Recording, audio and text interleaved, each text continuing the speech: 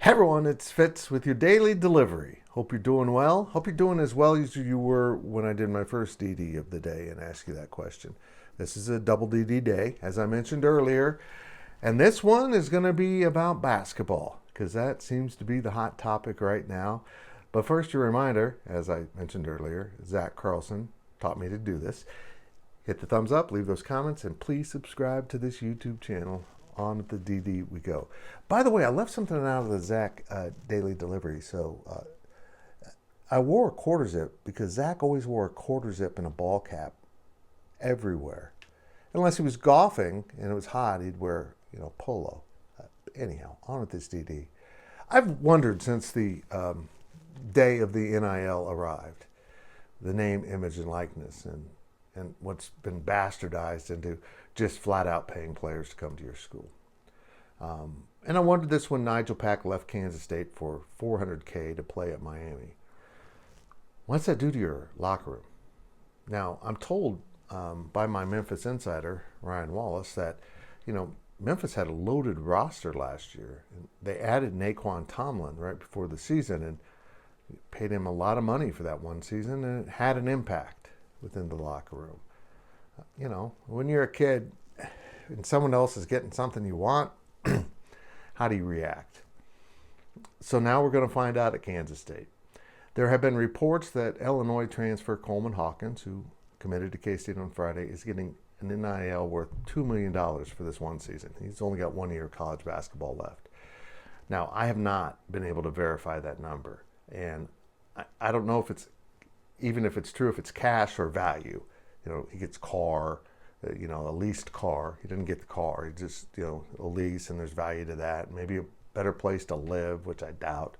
Because, Jardine's right next to the basketball complex. Why would you live anywhere else? And, maybe there's just other things. Maybe there's actual advertising. I don't know. But he's getting paid pretty well because that's the era in which we live.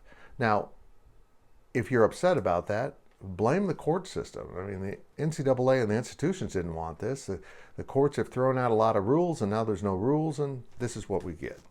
And quite often, K-State would take that as a sign that we still need to do things or the way we think are right, and they'd fall behind.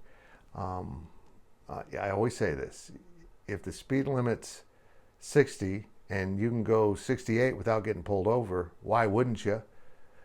But if the speed limit's 60 and you can go 80 without getting pulled over, you're not keeping up. And now K-State's keeping up. Is Coleman Hawkins getting $2 million? I don't know. But what does that mean for the locker room? What does that mean for Coach Jerome Tang and his staff? They're into the player personnel and salary negotiation world now of college athletics. It's a bizarre thing. We honestly never saw coming, even with the NIL. We knew people would bend it to their will, but we didn't expect it to, within a year or two, just devolve into straight up paying players to come to your school. But everyone's doing it. The NCAA tries to say it's not within the rules, but they don't do anything. And so here we are. The addition of an elite player at an elite price can make your team really incredible. Or it can turn your locker room into jealousy, about the money and not a unified front. When that happens, the team falls apart. Jerome Tang has got a heck of a duty on his hands. He's got a lot of incredible players he's brought in, and now he needs to turn them into a team. And sometimes when money's involved, making a team gets even more difficult. We're going to find out.